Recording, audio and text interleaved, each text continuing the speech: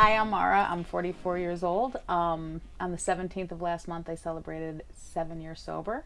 And today, an announcement came out that I was offered my dream job. So I'm thrilled. It was a really good day. Today was a Very great day. cool. Yes, very That's cool. fantastic. Well, let's get started. Can you start off by sharing a bit about your childhood? Yes. So my childhood was interesting. I like to say I had everything I needed and most of everything I wanted. I was a spoiled brat, honestly. I was the little princess, my dad's little princess. I was also very sneaky kid. Great life. Grew up in Shaker Heights in a beautiful house. My mom and dad had a beautiful home. In all honesty, there was also, alcoholism and mental illness in my home. The first time I ever took a drink, my grandpa gave me peach schnapps and I loved it. But my first real experimentation was my sophomore year in high school. I drank for the first time and I drank like a pig right off the bat. I immediately became so obsessed with drinking that my education just became nothing to me. I would sit in class and obsess over when's the party, where's it going to be. My grade point average very quickly went to like a 0.6. I was a pig drinker very quickly, so people started to not want anything to do with me because I embarrassed myself and them. I honestly feel like it took over my life immediately. Okay. I always felt very lost and empty inside, very sad. I was very depressed at a very young age. And in the beginning, the alcohol took it away. So it became my number one coping skill. And I was consumed immediately. So I feel like it took over immediately. And I actually got sober the first time when I was 18 years old. So I went to treatment the first time at 18, a couple days after my 18th birthday. So I was still in high school when I originally got sober. So, can you talk about what you did once you got out of treatment? I fell in love. What do you mean? That's what you're supposed to do when you get out of treatment. I was told I was supposed to get a sponsor and a home group and go to meetings. And I did get a sponsor. I did get a home group, and then I got a boyfriend, who was my higher power. I ended up marrying him, actually. But I didn't do what I was supposed to do. I worked the first 5 steps, and then I just kind of glided for the next 17 years. Okay. Can you describe what life was like from an emotional perspective during those 17 years? Life was not what it should have been because I wasn't working a program of recovery. Okay. So I was what I call it a dry drunk today. I didn't go to therapy to deal with trauma that I definitely had. I didn't really dig into the deeper issues. My focus in life was the relationship that I was in and the man that I was living with. And he was very sick, in and out of treatment, in and out of jail, in and out of detoxes, in and out of the psych ward, and he became the focus of my life. And I couldn't understand why I didn't have the freedom and the happiness that everyone else had. I didn't get it. Didn't get that what was stopping me from that feeling of just emotional freedom and true joy that I saw in other people's faces was literally the fact that I wasn't treating my alcoholism. So I was not a happy person. I mean, I'm just going to be honest. I Right. wasn't. I was miserable. I was untreated. I was I refused to accept the fact that those steps that I would see hanging on walls at meetings could possibly be the tools to get me to a place where I could heal and then seek out outside help, because I'm a big advocate of outside help. And I just wasn't willing. So I was just as depressed as I was while I was actively drinking and using. I just thought that because it wasn't working for me that I was a lost cause. That's got to be a pretty scary place to be. It was horrible. So, you picked back up. I did. I picked back up. And can you talk a little bit about what life was like? You had 17 years of sobriety, decided to pick back up. Can you describe what those 2 years were like? So I went through those 17 years with a hole inside of me that I couldn't figure out why I couldn't fill it. I know now why I couldn't fill it. I didn't have a higher power. I wasn't working on anything. I had all the stuff. I had a house, I had a career, I had gone to school to be a drug and alcohol counselor. I was actively counseling in the community. I was good at my job. My relationship was so incredibly unhealthy that I got married to him because I figured that was the best thing to do. And then when that didn't work, we decided to have a child because that's going to mend it, which it didn't. But, the guilt and the shame and the pain got so great that I picked up alcohol on June 12th. I'm sorry, June 4th, 2012. I picked up alcohol. And I remember immediately knowing that I had just made the biggest mistake of my life. And within 48 hours, I was drinking a fifth a day. And within 6 months, I was doing heroin, crack, everything, and drinking about a fifth a day. In addition to multiple pharmaceuticals that I had manipulated doctors into giving me. I probably had a habit to 7 or 8 chemicals to get through a daily basis. Lost that counseling job very quickly. I lost everything. I lost my house. I lost my daughter. I lost everything very fast, very fast. And by September of 2014, I was in jail, booked on felony charges. So can you describe a bit of how you've talked a whole lot about everything that you lost and how your life was. What did that feel like, 2 weeks prior to getting sober? What was going through your That's your brain? exactly when I started to surrender. About 2 weeks before I got sober, I remember I couldn't die, and I didn't understand why. Because you have to understand, by this time in my mind, I truly thought that I had treated my alcoholism, and it just didn't work for me. So I thought that I was just a lost cause. It took actually treating my alcoholism this time to get honest with myself and say I was never treating my alcoholism before. I was a dry drunk for over a decade. So, so that 2 weeks prior, I legitimately felt like the worst human being. I have no problem sharing that my daughter I would leave her in her crib for 12, 13 hours a day.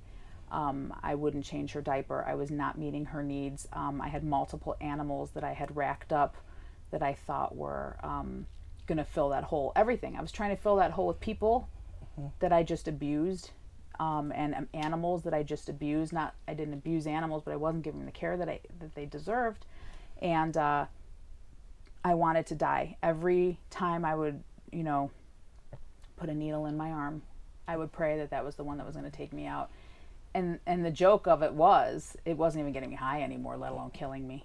Right. My tolerance was so bad, and I was so poor that I could only get a little bit at a time, that it was just, I just kept living. So I started to pray, and I started to pray for God, if I'm not going to die, then you have to help me. And little did I know that my mom, who was also in the program, was also praying for it to come to an end for me. And like I said, she's Italian. I think she has like a one-way connection to the spirits, because shortly after I was arrested. Okay. So, and sometimes that's the way that we're able to be able to get the help that we need. I mean, sometimes it's unfortunate that we have to go through the court system to be able to get the help for this deadly disease, but Sure. that's the way that it is today. So, can you share a bit about those first couple of weeks of either being in jail and then what followed that?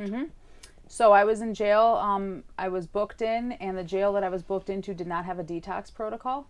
So you have to remember, I'm in there kicking off of alcohol, benzos, heroin, crack, with no medical support.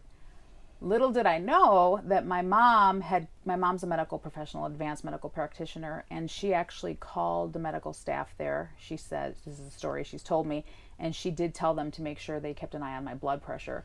But she also put a bug in their ear to not make it comfortable for me. And that was exactly what I needed. They put me in solitary confinement, and I detoxed like a dog on the floor. And they would open my cell and put a mop in and tell me to clean up after myself. You also have to remember, I was sitting in the jail in the county that I had been a drug and alcohol counselor in. So I was in a pod with former clients. I was reporting to court with judges that I had consulted with in regards to the opiate task force in that county. When I went to court, none of the probation officers were willing to take my case because they were disgusted with me.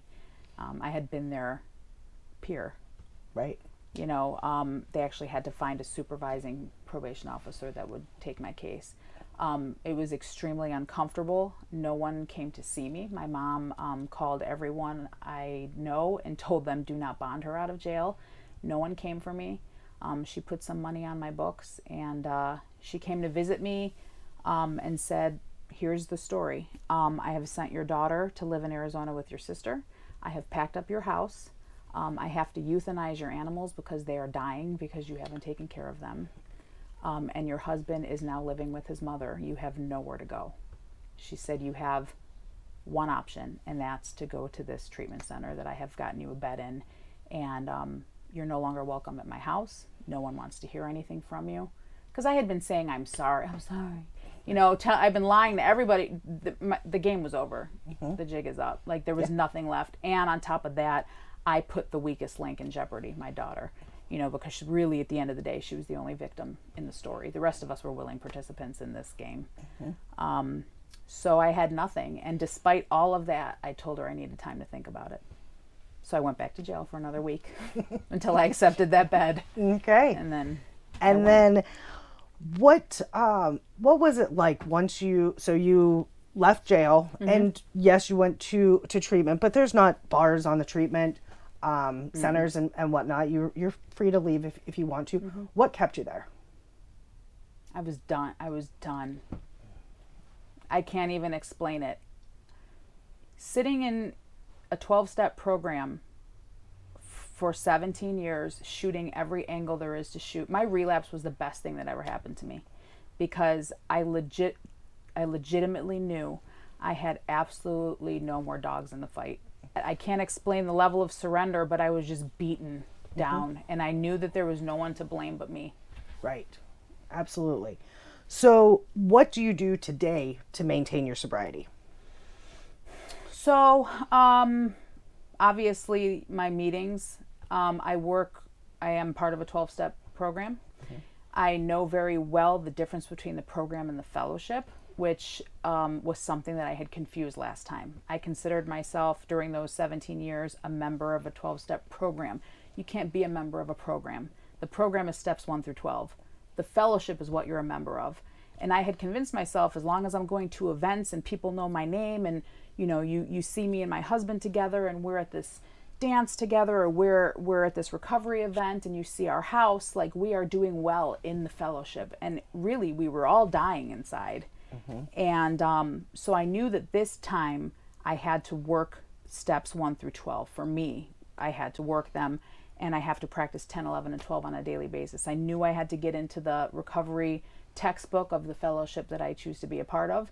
I knew that I had to study that book like a text. It wasn't a fashion show. It wasn't a party. It wasn't a, see who I'm with, look at the house we've got, look at the relationship I'm in, look how good I'm doing. This was about getting down and dirty and being uncomfortable and being okay with being uncomfortable. So today I work the 12 steps to the best of my willingness. I'm not going to say ability, because I can always do better. I right my wrongs promptly to the best of my willingness. I treat people well. I pray. I have a relationship with the God of my understanding that is so crucial to me. And I honestly, today, a big part of why I'm sitting here in the world, comfortable in my own skin, is because I'm in therapy. So now that you bring up therapy, can you share a bit more about how you've treated both your trauma and mental health in recovery? Yes. So early on, for my first 2 years, I did surrender to being on mental health meds, which some people need and some people don't. And there's a lot of stigma still attached to it, and it bothers me. So as a drug and alcohol counselor, I'm very big at telling my clients, it's okay. There's nothing wrong with needing medication. I'm also a big advocate that people probably shouldn't be assessed for meds until they have a little bit of sobriety. Because if you would have assessed me in that jail cell, I'm sure you would have come up with multiple mental health diagnoses that even a month later I didn't present with. So I did take antidepressants for my first 2 years, and then as I continued to practice the program of recovery in my life, the depression started to subside, and I had a great doctor who was familiar with recovery who tapered me off of them, and I haven't been on them since. If I needed them again, I would take them, but I haven't needed them since, so I don't take any medication today. My husband, who I had been with for 17 and a half years, he died when I had a year sober. He overdosed and died. And yeah, I forgot, I left that part out. He died, and he died a terrible death where no one found him for 3 days. Oh my. Because he was so isolated at the time of his death. And that I learned of that about shortly after my 1 year anniversary. So I did go to grief counseling when he died. And then I thought I was cured for a while, until I noticed that I continued to get into extremely unhealthy relationships. And I noticed one day when I was sitting there that I continued to pick the same man, just a different face. He's dishonest. He shows me one thing but does something else. He jokes about things that hurt me. Same man, different face. And one day I was sitting there journaling, and I was like, I'm dating my dad. And I remember calling somebody going, I'm dating my dad, and I'm reliving all of the things he did to me. And it's never paying off. I'm not happy. It's not worth it. What am I doing? And she said, maybe you should seek out counseling. So I reached out to one of my friends in the field, and she gave me a list of people, and I just kind of said a prayer and went up and down the list, and my finger landed on somebody, and she has been one of the greatest gifts of my life. And she started trauma counseling very quickly, started EMDR for me very quickly. And thank God, and thank God for the ability to be open to outside help. That's spectacular. Yeah.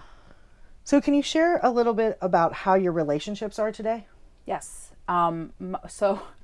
So my mom, when she dropped me off at treatment, dropped me off with a carton of cigarettes and a roll of quarters and said, don't use these quarters to call me, because I want nothing to do with you until you're willing to show me that you are someone different. Not tell me, because we've heard the game. I was not allowed in her house with another person until I had 2 years, and I was not given the code to her garage until I had 5 years. Last year, she finally emptied the account that she had put money into to pay for my funeral. So at 6 years, she did that. My mom trusts me today. She allows me in her house. She asked me if I wanted to come move in with her when she retires, so that I could take care of her home while she goes to Arizona with my sisters half the year to snowbird. My relationship with my dad was always very complicated. But like I said, as he began to decline in 2020, I was there for him every step of the way until the day he died. I was able to, as a result of working a program and building my own self-worth, I was able to tell him how his behaviors affected me and be okay with the fact that he may not have been able to see that, that he did the best he could. I have 2 sisters, and my relationships with them are great. I mean, we're always going to fight. We're 3 Italian women, we fight. My relationship with my daughter still lives in Arizona. So part of my process of making amends to my family was realizing that to bring my daughter back from Arizona after my sister had kind of put her back together would have been extremely selfish, and it would have been all about me. I'm a mom, here's my kid, but there's no way that I could have given her the life that my sister had given her, and it would have been completely selfish beyond words to rip her out of where she had become comfortable.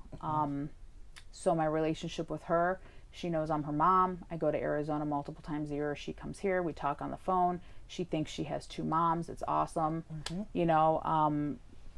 It's beautiful. I mean, do I miss her? Absolutely. But I had a sponsor at the time that I signed over custody who reminded me that she was God's daughter and not mine.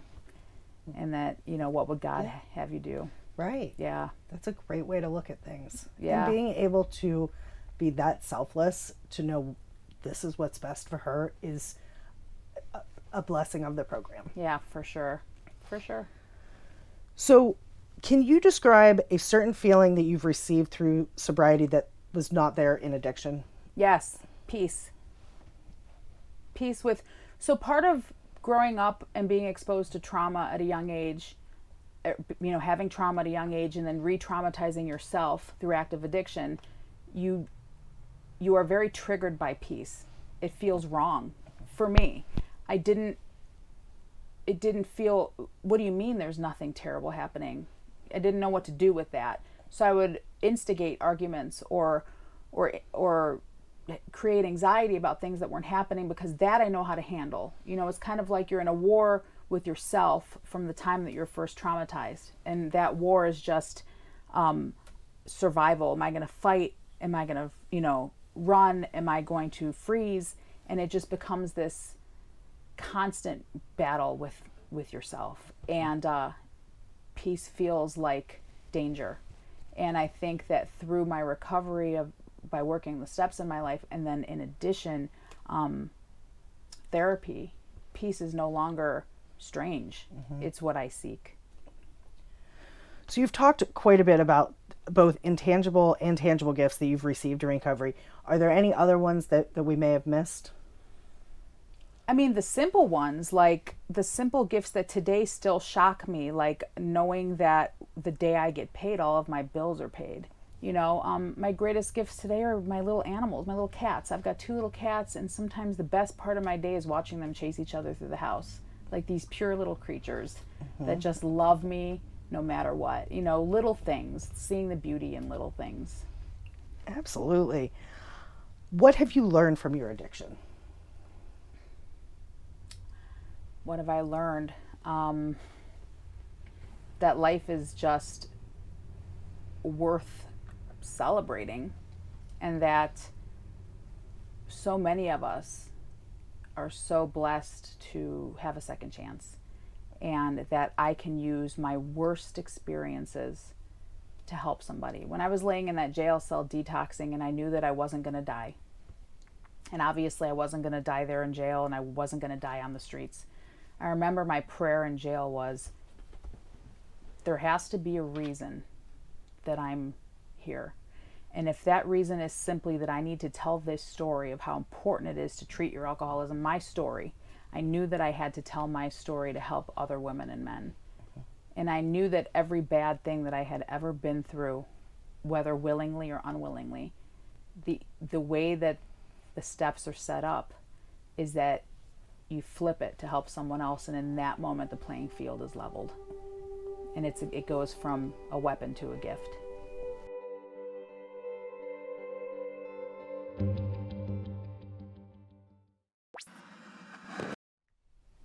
Hi, my name is Mara Sankin. I am recently, I gotta start over. I recently celebrated 7 years sober. I work in the substance use field, and today it was announced that I got my dream job, so I'm very excited. Hold on 1 second. Let's start that over, because that just one little part will just be really difficult. But it was really good. It was really.